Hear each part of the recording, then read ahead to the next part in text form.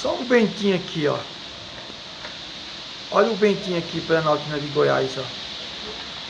Dá pra vocês terem uma noção, né? Através desse pé de manga, né? Olha o vento, ó. Por esse pé de manga dá pra vocês verem, né? Como é que tá o vento aqui, ó.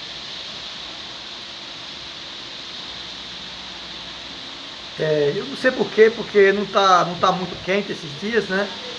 Normalmente só venta assim quando o tempo tá muito calor. E tá ventando bastante. Tá ventando bastante. Você pode olhar aqui por esse pé de manga, como ele tá balançando. As galhas, as folhas, né? O vento tá um pouco forte. Deu uma paradinha agora. Ó, de novo, ó. Se está dando para vocês verem aí direitinho. Mas tá forte o vento. Aqui em Planaltina de Goiás. Dá uma filmadinha para ali, ó, um pouquinho. Aqui tá um pouco calmo, né?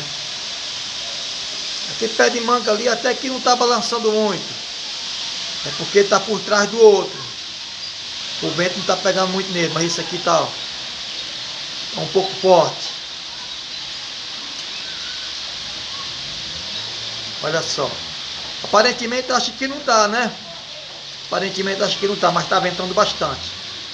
Pela caída da chuva dá pra ver também que tá ventando muito. Um abraço aí pra vocês.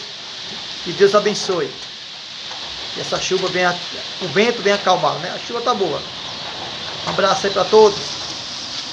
E até a próxima. Fiquem todos com Deus.